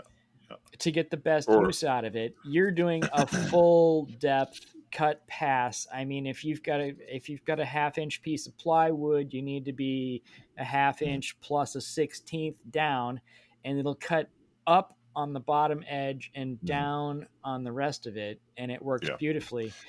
Yeah. But I use quarter inch compression on half, and I use a 3/8 compression full depth on 3/4 ply. because I've got a machine that's belt driven, Right. I don't do a Yeah. single pass through anything. If I've Hmm. got a piece of half-inch plywood in there, I'm going to do it in three or four paths around. I'm going Right. to do Right. three or Right. four step downs. And if you're using step downs, compression bits are an absolute waste of money and it's a waste of a lot of money. Hmm. Yeah, yeah, because they're not cheap. no, but yeah, So, did you think about anything for? I mean, we've been a couple of weeks out here, and I've got a couple other things to say afterward about our show here. But yeah, yeah. you got anything for a thing of the week? So It's we can. actually not even. I think I bought a new Kubota tractor and some tooling and Mm, stuff like that to I go with it. But think you did I that once, but yeah, whatever. I want to say, so not so much the actual piece of equipment, but the technology that goes into quick change buckets. Like skid steer buckets. Right, I can right, just right, pop the two levers. I got forks for it. Like that's so. I grew up on a dairy farm. I've been around tractors all my life. I've never owned a tractor with quick attach, and it's like I can literally take the entire loader off of this tractor from the seat right, in about 3 minutes.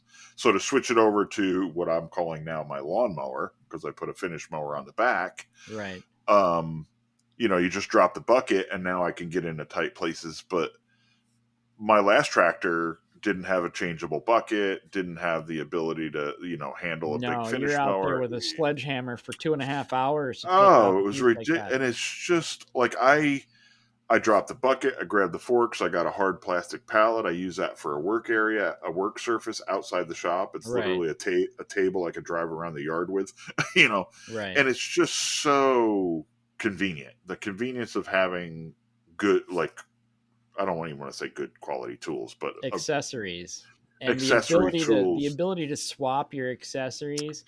and I'm with not you. spend a half a day, I'm with doing you. it. I mean, Yeah. I bought a new Suzuki 4x4 last Yeah. summer, Yeah. and I bought the Suzuki plow system to go Four with it. wheeler. Four Yeah, wheeler. yeah, the Yeah. four wheeler. I Yeah. bought a four wheeler from Suzuki, and I bought the plow system that comes with it.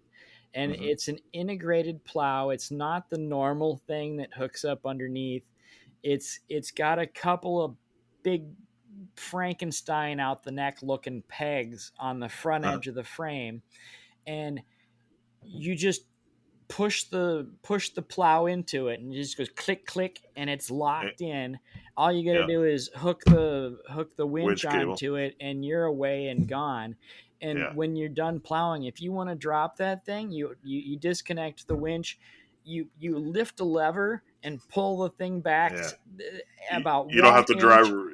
Yeah. You Yeah, don't I have to can't drive do it around from all off. winter because, yeah. I can't do it from sitting on there, but I mean, you get Yeah. off and you just pull this lever back and give it a 1 inch yank, and Yeah. your plow's off. And Yeah. I mean, my Yeah. last four wheeler, I'd spend a half an hour in the fall putting it on and a half an hour in the spring taking it off. Yeah. And Yeah. now it's a 2 second job, and it's absolutely fabulous. And you know what? Somebody got tired of putting it on and taking it off, and they visualized a way to fix it. I bet they did. I bet they did. Them damned engineers, I bet they were just Yeah. naturally Yeah. talented at it. I'm sure they didn't realize I'm it at all. sure they were. They didn't go to college or anything. No, exactly. Nor did they practice visualizing these kinds of projects. Yeah. All right, well, I've got an artist that I'd like to shout out, and Okay. he had, like, I mean, I've been following this guy for probably a year and a half, and when I found him, he was just kind of getting started. He had literally hundreds of followers. Hmm.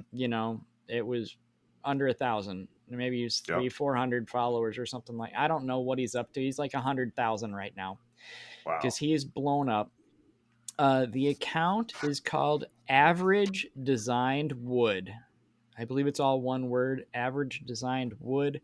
The guy's name is Jake Wexler, and he started making. He does wood turning on a lathe, and he does a lot of Oh, resin fun. Yeah. projects right now. And he started a thing where about a year and a half ago, he says, I'm going to make a UFO. I'm going to turn a wooden UFO every day until I don't remember what he said he was going to, until he was going to do it every day until Joe Rogan Did something recognized it. or yeah. And it took him about a year, and he got a DM from the Rogan team that For says, real? "That's enough. We've seen it. Thank you." And then so he started over with a new countdown for, I'm going to make a new one every day until I can get SpaceX or somebody to send one of my UFOs into space. And These are really good too. I and actually follow him. oh my Yeah. god, is that these are the most amazing little UFOs. And I mean, Yeah. he's making Yeah. these resin beams of light to Yeah. put on, and then he's putting a light bulb in the bottom and the UFO on the top, and Yep. he's Yep. Yep. encasing a cow in the resin so it looks like he's abducting a Floating cow. it And up. Yeah. he does, Stonehenge and pyramids, and he throws in freaking Bigfoot models and everything. It How cool is this? Like, how many different ways can I do the same thing? for a year and a half. He's been doing Yeah. one every Yeah. fucking day for a year and a Yeah. half. And I tell you, the ones he did a year and a half ago were relatively basic. Yeah. And And the now things they're, he's doing yeah, now, he's getting, $300 to $500 on some of the. You should go look at his website and see what he's getting for these things in auctions. that's Um, awesome. He's he's got, you missed his numbers by a little bit. He's got 214,000 now. Well, I mean, I've been watching him for a year and a half. I don't think I've Yeah. actually looked at his count for the last Yeah. 6 months. It doesn't surprise me that it's doubled. Yeah. That's amazing. Beautiful When you stuff. do something consistently every gosh darned day, and it's the same kind of thing, then it really drives traffic. People who Yeah. like what you're doing, especially when you do the same thing every day over and over and over again, you're likely to get much better at it. Yeah. Talk about your 10,000 hours. Yeah, he's got his hours in, and I don't. I mean, he's making a living off of this right now, because I mean, he That's makes one awesome. every day, and he's putting them on their website. These things are sold. He posts them, they're gone in like Yeah. 5 minutes every fucking day. Every time Can he you posts one, it's gone instantly. can you imagine when we were kids if somebody said, "What do you want to do for a living?" "I'm going to make UFOs." Well, and not How? even real ones, stupid Yeah. little wooden ones with Yeah. resin windows on them. Yeah. Yeah. I'm going to make UFO ornaments, Yeah. and I'm going to kill it. Oh, but God, they're cool. Good for him, man. Yeah, I want one. They are cool. Yeah, good luck. Good luck getting one. You're better Yeah. off finding somebody else that can make you a UFO, because buying one Yeah. from him is you got to be one of those guys that sits there and refreshes the page until It's like something getting a posts. getting a Banksy. Yeah, yeah, he's in demand. He's pretty That's good popular, and stuff. he does some pretty good stuff. He also had a vision. Yeah, every day he has a vision for something new he can do with a UFO, and finds a way to do that. And Yeah. about a year ago, I turned him on to some technology he hadn't heard on yet. Is that you can go on Amazon and buy those fucking levitating things. I saw that. I scrolled down. Yep. Now, Yep. the thing where I don't know, there's these weird dusk things where you'll have like a moon and it's floating on a base kind of thing. But Yeah. it basically works on an electromagnet principle where the magnets repel each other the right distance. But you can buy these things as a little fucking kit Yeah. on Amazon, and they're not stupid expensive. And I mean, if you're going to sell an art piece that floats in the air for $400, you can absolutely afford the $60 for the floating kit. Right. Yeah, I pointed those out to him like a year ago, and he's like, "You can do that?" And I'm like, "You sure can do that." And now he's Yes, made a sir. dozen of them. Nice. It's good to talk to people behind the scenes. Yeah, man.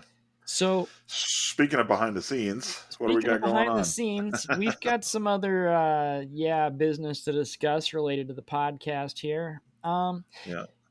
This has everything to do with our guest that had to run to Rwanda to find a missionary position, which may or may not have been horizontal. And guest doesn't really exist that way, but we've had problems getting guests, to say the least. It is springtime. Everybody that does digital fabrication is absolutely getting slammed for work right now for some reason, Which is and amazing. which is amazing. I gotta Yeah, love yeah, that, but yeah. I tell you, it's not good for finding people that have time to sit down for an hour or two and talk about their tools. They're too busy using their damn tools, making money, and trying to pay the bills with it, because the Yeah. cost of eggs is going up, and you're gonna need to sell more cutting boards to buy more eggs. So, let alone let's hope these router bits don't come from China, because they might you might want to start being a little bit more careful about breaking them. Uh, Vortex Tool Company. They're local, they are American made. Thank God some of the tools are made here. That's Let's right. appreciate them. But because of this, I mean, first, we're more busy because things are getting, Yes. I'm a little bit busier. I'm trying to print some stuff to take to a flea market. You're more busy. You've got some Hmm. contracts and some wood stuff to build, and lots of stuff you can't necessarily talk about it because it's customer based and it's their business, not ours. Right. And so that means that you're more busy, and that I'm more busy, and that everybody's more tired, and that the guests are more busy, and there's just no way that we can even guarantee to maintain a two artists per, I mean, two fabricators per month. I thought the bi-weekly would give us enough time to have some wiggle room, Hmm. but I mean, I've had weeks straight here where some of the people aren't getting my messages because, if they don't follow you when you send them a message, it goes in their freaking spam box. And sometimes they see that shit come in on the notification screen, and sometimes they don't, depending on how many messages they get from dumb shit. They might just Hmm. never ever see that message that went into the spam box. Other people are just responding and going, "Hey, that sounds like a great thing. I would love to do your podcast, but I'm busy as shit. Can you have a rain? Can you give me a rain check for 2 or 3 months?" And then it's like I've got 2 months worth of orders sitting here in front of me. I don't have time to take 2 hours out, or everything's going to be late. Hmm. Um, so I'm officially going to unschedule the podcast. Now, does that mean I'm canceling the show? No. It means that we are not going to run on any pretense of a schedule. We're going to make a podcast whenever it seems convenient for all of us to make a damned podcast. Hmm. When I Hmm. have time, Al has time, and I can actually, one of us actually drags up a guest that has time. We will get together, we will record a podcast, and I will edit it and push that thing out. And it could be one a month, it could be one every 2 weeks, it could be one every 6 weeks. We will make them whenever we have the opportunity to make them, and we'll just kind of there's not going to be a lot of momentum here over the course of the summer because everybody's just really busy, Hmm. but Hmm. i'm gonna I'm gonna switch the Patreon so that our member tier is charged $0 a month, because we're not providing the two podcasts every month that we'd promised them when they signed up. So Hmm. I'm not gonna shut down Patreon. I'm not gonna kick them out of it as members. I'm just gonna stop charging them money, Right. Right. because It's I like the mean, best Patreon ever. yeah, Patreon exclusive content, which is barely anything. Most of these people are just supporting us because they like what we're doing anyway. We're not really providing a Right. lot of extra things to them anyway. Right. But all the same, we're not providing our usual expected, so we're just gonna let them ride across as I'm gonna keep mentioning them as Hmm. patrons, And as we appreciate them. patrons who are supporting us, even though they're not going to be paying us over the next couple months. And if everybody starts, freeing up, and things go well towards, late summer, and we get back to a bi-weekly schedule, we could probably kick that back into normal mode. But Hmm. we'll see how things go. We're just going to Yep. play things by ear. We're going to do whatever feels right for us each particular day and each week. And I'm Hmm. not going to live with the unceasing stress of where the hell can I find somebody interesting to talk to that's got time in Right. the one or two times a week that Al and I actually have time to talk to them. Right. So I Right. mean that's asking a lot of everybody, and everybody's schedules are rough. So we're just gonna do what we can do. Hmm. So we're not canceling anything. I'm officially calling this unscheduling because we are no longer on a schedule. We're Right. just gonna do what we can do when we can do it, and when we show up in your feed, you can go, "Hey, look, they actually did Yeah. something Yeah. Yeah. fantastic."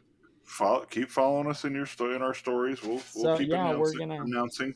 we'll keep our Instagram page open for the podcast, and we'll keep the feed active, and we'll try to feed you a little Yeah. content every once in a while. But I don't want to just go to a well, let's just me and Al talk every 2 weeks because Yeah. that's not what I wanted to do. I want to talk to new people, Yeah. and the other thing is that the two Al's not that interesting. well yeah see that's the thing is even though we do appear severely uh, interesting online, that the severely interesting content is intermittent.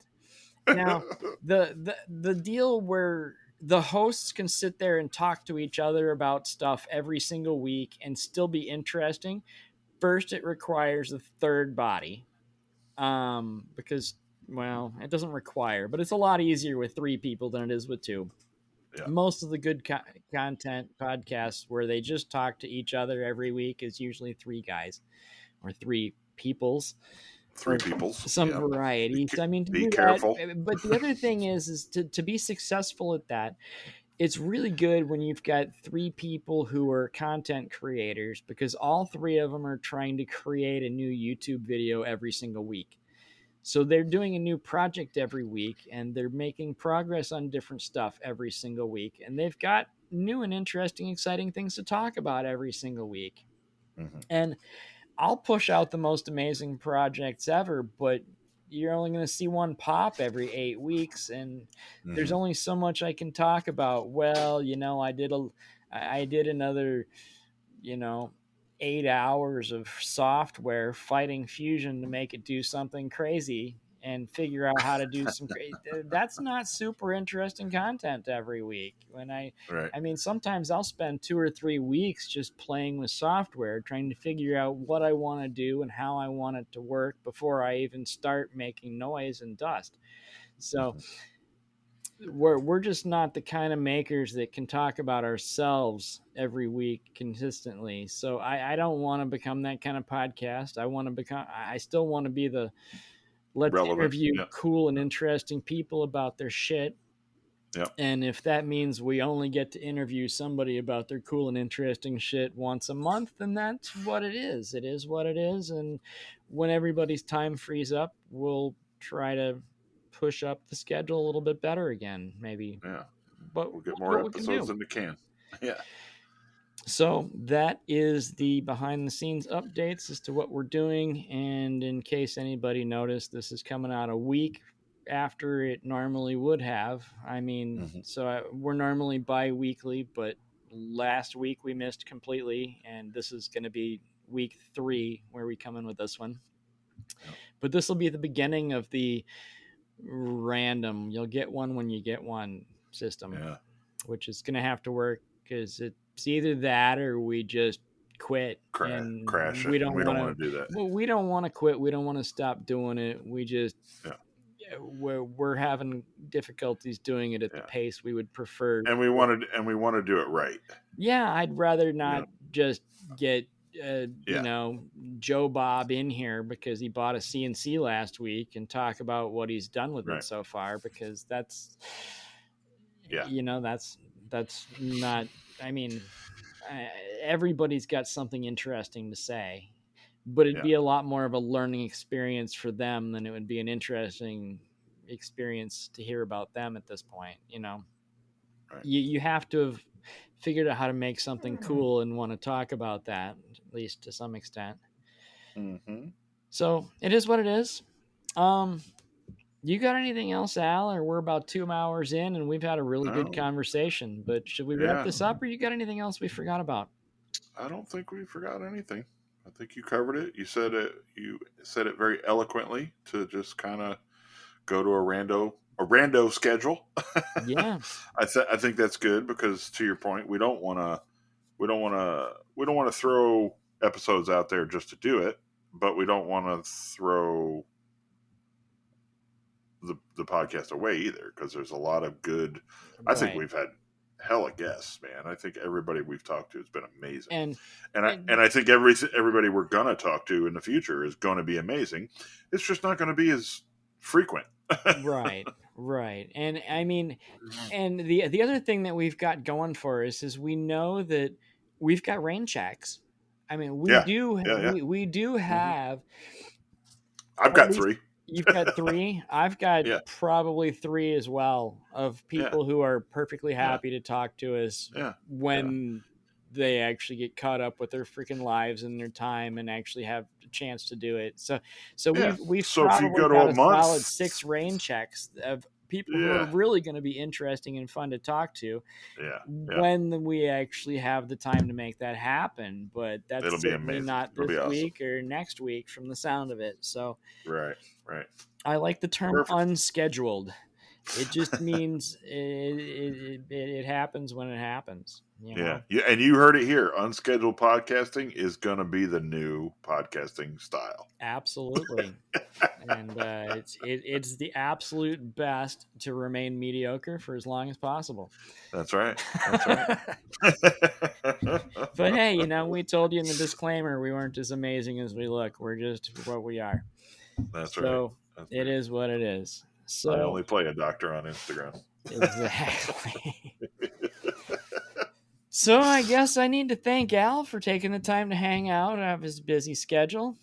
And I need Absolutely. to thank the listeners for taking their time to tuning in and keeping up with us. Although, with a couple hours every few weeks or every month, it shouldn't be too hard to keep up with us. But, there's a lot of shit out there. So I appreciate they take any of their time and spend it on any of our stuff. So I Absolutely. appreciate that. I appreciate all the listeners. And I got to have a huge thank you to our current patrons. And so many thanks to Adam from BKR Customs, Ed Swanson of Ed's Clocks and More, and Eric from Overall Makerworks. So, if you like the show, share it with your friends, leave reviews, or you can join our Patreon. Should be free by the time this comes out, um, or as close to free as Patreon will let me. We'll see how it goes. I haven't pushed these buttons yet. I hope they let me do free. Um, Otherwise, I'll do $1 a month. If it's whatever they'll let me do, I'll do it. Um, Yeah. Yeah. so, we do still have a Discord server. If you want to talk to us, we're on Discord, we're on Instagram, and direct links to our Discord server and Patreon page are in the Digifabricators Instagram bio, which you should also be following, which is at digi-fabricators. So, if you or someone you know does cool things with their tools, please contact us. We're out of guests. If you've got somebody that you think would be fantastic to hear from, tell us about them, would you? Especially if they're the kind of people that have time to deal with our kind of stuff right now. That'd be fantastic. So, hey, suggestions would be fantastic. I would love them. If Absolutely. you've got them, send them. I don't just say that because I want to say that. I want to say that because I don't have a guest. And if you have a guest for me, I'm Yeah. interested in hearing about it. Amen. So I can be found most places as a weird guy, and Al can be found under New York Woodworks, which was NY Woodworks with an X. So thanks That's right. again to everyone, and we will catch you on the next episode, whenever that may be. Thanks. Bye. Love you guys. Bye. Love you.